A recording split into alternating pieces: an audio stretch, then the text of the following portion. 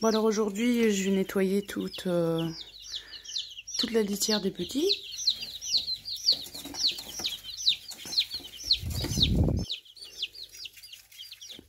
Je vais changer le sopalin en dessous. On voit même plus qu'il y a du sopalin. Tout recouvert. Donc il n'y a plus de problème de pâte écartée. Donc en tout cas ça a fonctionné. Hein. Ça n'a plus continué l'hécatombe de poussins qui ont les pattes qui s'écartent.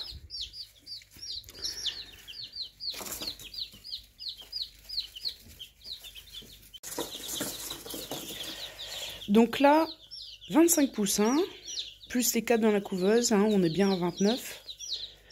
Parce que j'étais pas sûre, hein, j'avais compté que par rapport aux coquilles, etc. Donc j'avais pas voulu m'aventurer dans l'autre vidéo pour dire le chiffre final. On a 29, mais il y en a vraiment 25 où là, il y a a priori pas de souci, hein, parce que ceux dans la couveuse, c'est encore à surveiller. Donc les petits pieds aussi, c'est à nettoyer tout ça. Et là, attendez. Hop. Un petit bijou. Donc lui là, ça commence à aller mieux, les papates. Lui aussi. Mais tu sors de là pour te voir un petit peu? Ah oui, mais non, attends. Hop là. Hop. Bon, lui, il y a encore une patte qui glisse encore beaucoup. Je pense que ces deux-là, je vais peut-être ce soir pouvoir les mettre avec les autres, ça va voir. Par contre, lui, pour moi, il a une patte cassée. Alors, j'avais déjà remarqué que sa patte, alors je vais montrer en photo, ce sera plus clair. Sa patte ici est un peu plus gonflée que l'autre. Quoique là, c'est un peu dégonflé par rapport à ce que j'ai pu voir. Mais bouge pas mon bijou. Alors, je sais pas si on peut dire que c'est le talon, ça. Mais on dirait qu'il y a une cassure hein, à ce niveau-là. Donc en fait, c'est un poussin. Je pense, bouge pas mon bijou, mon bijou, mon bijou. Attends. C'est un poussin qui, s'il survit, hein, qui sera toujours handicapé. Hein. Alors c'est peut-être en se faisant écraser par les autres, sous la plaque chauffante, je sais pas. Mais vous voyez, pour moi c'est une patte cassée. Hein. Donc bon.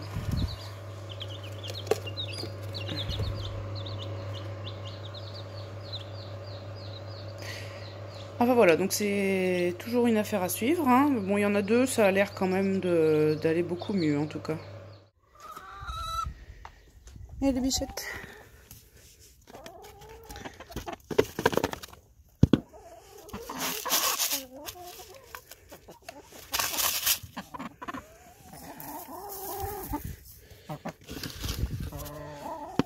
Hop là.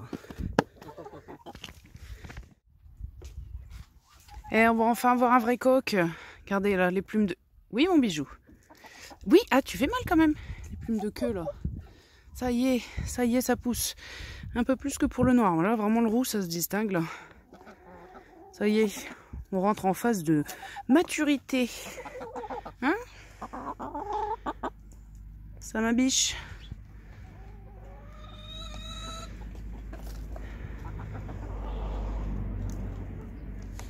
Ma canette. Coucou. On va profiter du soleil, hein. Eh ben oui.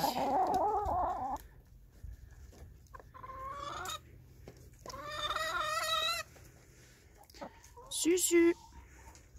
Qui pond toujours dans son petit seau dans la brouette, hein. Vu que ça lui fait plaisir, hein. Oh là. Regardez. Monsieur devient un vrai coq qui se perche. On va pas tarder à chanter à ce train-là, je pense.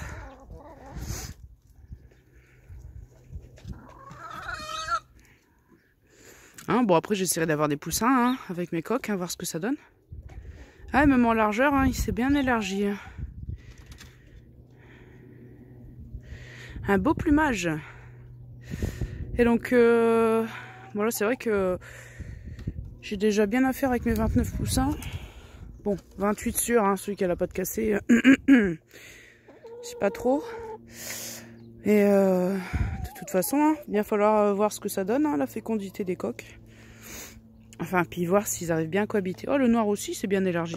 Voir s'ils arrivent bien à cohabiter, hein, une fois qu'ils sont en maturité sexuelle. Hein. On n'est pas encore à l'abri d'une catastrophe et de grosses bagarres. Inspectrice Canette. Tu inspectes ma biche, hein? Hein? Bijoute. Bon, sa crête, c'est bon, hein, ça a bien cicatrisé. Susu aussi, qui est en crise, comme tous les matins.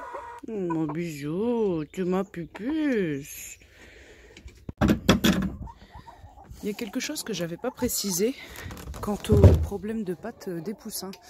Alors, c'était partiellement de ma faute parce que ça devait glisser un peu trop sous la couveuse et il y a des poussins qui ont fait le grand écart ou qui se sont fait écraser par d'autres, etc. Bon, ça ok, mais il y a aussi, parce que là il y en a un qui a potentiellement une patte cassée, enfin je pense quand même sérieusement, c'est que parfois ça vient des reproducteurs ou la phase où vous savez que vous voulez récupérer des œufs pour les mettre à féconder. Bon, faut pas s'y prendre à la dernière minute, hein. On va dire un mois avant, faut commencer à, enfin si c'est pas le cas, à sérieusement surveiller l'apport de calcium de vos poules.